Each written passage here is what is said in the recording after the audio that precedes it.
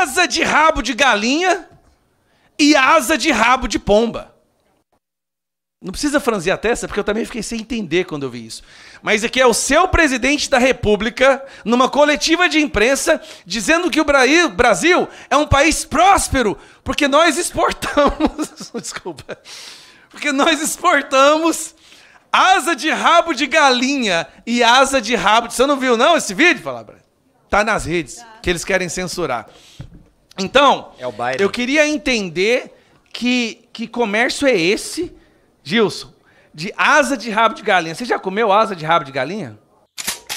Fala, gente bonita, como é que vocês estão aí conectados aqui no canal Templos e Ruínas, beleza? Pessoal, é o seguinte, Gustavo Gaia na Câmara dos Deputados deu um discurso sensacional, né? Sensacional, preciso que vocês vejam comigo. Eu vou soltar o discurso aqui, menos de 10 minutos, né? Ele fala e expõe realmente, lava nossas almas aí, expõe tudo que está acontecendo, né? E traz ali relatos, verdades, fatos, né? Mostra e comprova aí na cara do povo, né? Na cara do povo mesmo. O cara não tem papas na língua. É um deputado que está crescendo bastante, né?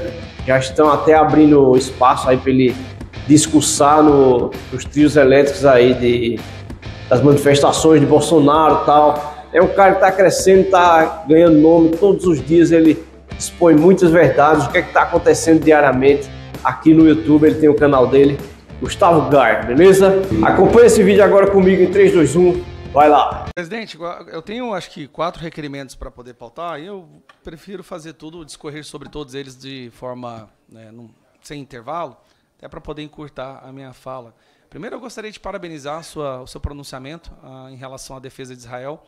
Eu acho que, nesse momento, você, como presidente das Relações Exteriores, da Comissão de Relações Exteriores, representa a maior parte da população brasileira, que entende o prejuízo que sofre o Brasil no que diz respeito à visão internacional. Mencionou muito bem a questão da revista The Economist, que agora vê o Brasil cada vez mais, melhor dizendo, não é nem um anão diplomático, né, é um inexistente diplomático. Mencionar também que no mesmo dia saiu uma matéria no Wall Street Journal, basicamente com o mesmo conteúdo, que o Brasil se distancia do Ocidente democrático, se aproximando cada vez mais de ditaduras, e pior tipo de ditadura, que é a ditadura do fundamentalismo islâmico, que é o que a gente está vendo agora. Eu me lembro, acho que foi na comissão passada que o Mauro Vieira veio aqui, e eu lhe perguntei justamente a respeito dessa aproximação do Brasil com ditaduras, inclusive a vergonhosa foto do nosso vice-presidente ao lado dos líderes dos principais grupos terroristas do mundo, uma foto que para mim vai entrar para a história como uma das mais vergonhosas da história da nossa nação, onde está lá o Alckmin ao lado do líder dos Houthis, Hezbollah, Jihad Islâmica e Hamas, que, lembremos, naquele mesmo período gravou um vídeo de agradecimento ao Lula pelo seu posicionamento a favor dos terroristas. E agora, nesse conflito internacional do Irã, presidente, fica inviável para a esquerda e para esse governo poderem se defender, porque quando era contra o Hamas, eles se posicionavam como se estivessem a favor dos palestinos, o que não era. Nós todos sabemos que o objetivo deles era defender o Hamas. Agora, com o Irã, meu querido amigo Valadares, não tem um país democrático do mundo defendendo o Irã, a não ser o Brasil. Nem o mais radical, nem os próprios árabes ali do lado, os vizinhos do Irã, gostam do Irã porque o veem como extremamente radicais. E eu digo países governados por muçulmanos, com lei Sharia. Nem eles gostam do Irã. Aí nós temos que tolerar essa vergonha do nosso presidente e toda a estrutura do governo brasileiro se posicionando ao lado do Irã. Eu quero que fique bem claro que o Irã é um país que foi sequestrado por um grupo terrorista em 1979. É como mais ou menos se o Hamas tivesse derrubado o governo de Israel e dominado aquele país. Na verdade, foi isso que o Hamas fez na faixa de Gaza, só para que fique, para fazer fatos históricos precisos aqui. Então, um grupo terrorista sequestrou um país, colocou sua população como prisioneiro, e eles querem se libertar, e o Brasil fica do lado desse grupo terrorista que está ajudando os terroristas do mundo inteiro. E por que há esse conflito? Porque esse grupo terrorista que se apoderou do governo de Israel financia todos os outros grupos terroristas do mundo, presidente. E não só isso, havia prometido distribuir ogivas nucleares assim que elas estivessem funcionando Foi por isso que entrou a ação dos Estados Unidos. E aí, eu entro em um dos meus requerimentos, presidente. O meu requerimento... Cadê? Esqueci o número dele aqui. De número... Aqui, ó. Bagunça que eu fiz aqui, presidente. Tá aqui. Requerimento de número 13. Tinha que ser, né? 13. Uma jornalista da maior emissora do Brasil, a Rede Goebbels de televisão, durante a sua fala, lembrando que é a mesma jornalista que diz que criticar medidas públicas é crime, ela se sente indignada pelo fato, abro aspas, só tem uma mortezinha daqui, outra dali em Israel. Olha o absurdo, presidente.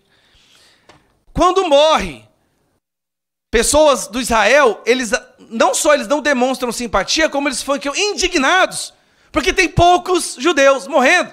Eu fico pensando o que o Hitler faria se ele estivesse vivo agora.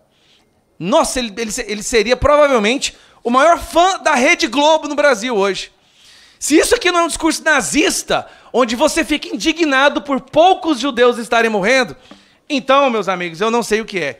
E aí, para nos envergonhar ainda mais, vai Lula, a pedido do Sidônio, eu agradeço o Sidônio mais uma vez, ele é o número 10 da oposição e da direita. Vai Lula e fala, durante uma coletiva de imprensa, o seguinte, presidente, que ele vê que, ao olhar para o Brasil, nós, quando chegamos aqui, pegamos um país semi-destruído. E eu, de vez em quando, olho a destruição da faixa de Gaza e fico imaginando o Brasil que nós encontramos.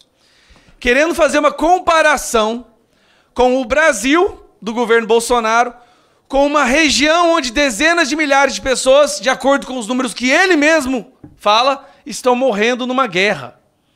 Olha como ele diminui a tragédia de uma guerra que está matando dezenas de milhares de pessoas, presidente.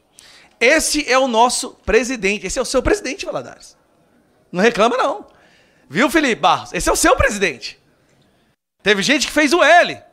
É o seu presidente, Felipe Barros, presidente também da comissão, que disse ontem, e eu queria fazer uma audiência pública, presidente, eu queria entender que produto é esse que nós estamos exportando agora, porque eu acho que eu vou investir nesse produto.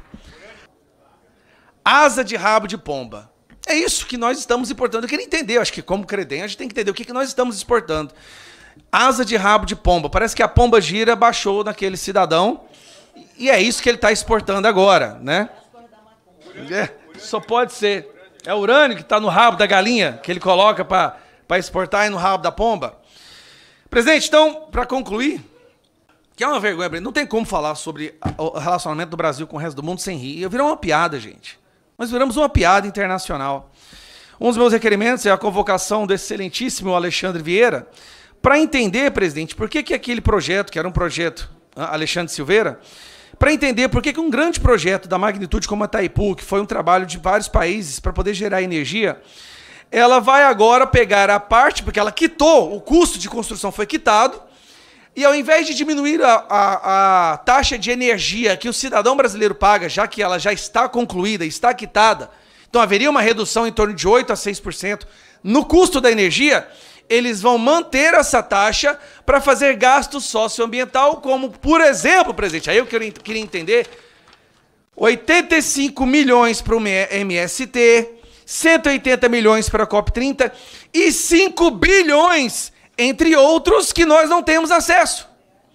Então Lula está fazendo uma campanha aí, dizendo que quer baratear a taxa de energia, só que o Lula está deixando a energia do povo brasileiro mais caro, mantendo uma taxa do Itaipu sem motivo, que era uma taxa para concluir o pagamento da Itaipu. E eu gostaria de entender o porquê que essa taxa continua, presidente. E se eu não me engano, agora eu vou entrar no meu último requerimento, é tanto requerimento? Está aqui, ó. Esse é para o Sidônio, presidente, que eu gostaria de entender, uma convocação do Sidônio Palmeira, para entender o porquê que o Lula convocou uma pessoa da China, do Partido Comunista Chinês, para vir aqui e falou abertamente, em um das suas verborragias, né, divulgadas pelas redes sociais e pela imprensa, que o Sidônio ficará encarregado de conversar com esse emissário do Partido Comunista Chinês para definir a política de censura no Brasil nas redes sociais. Por que o Sidônio faria isso? Qual é a prerrogativa institucional que o Sidônio teria, presidente, para fazer isso?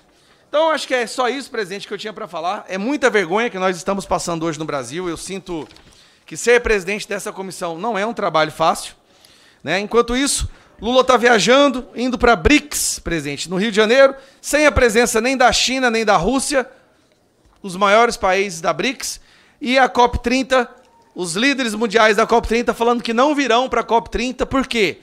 Por os escândalos de corrupção, desmatamento da Amazônia e porque está simplesmente caro demais achar estadia e não tem estadia em Manaus. Então, presidente, é uma vergonha tremenda. Eu gostaria que os meus requerimentos fossem aprovados, presidente. E é isso. Fazer o quê? Vamos rezar bastante pelo nosso país. Obrigado. Espero vocês no próximo vídeo. Se inscreve no canal para não perder nada do que está rolando por aqui. E eu espero vocês no próximo vídeo em 3, 2, 1. Vai lá.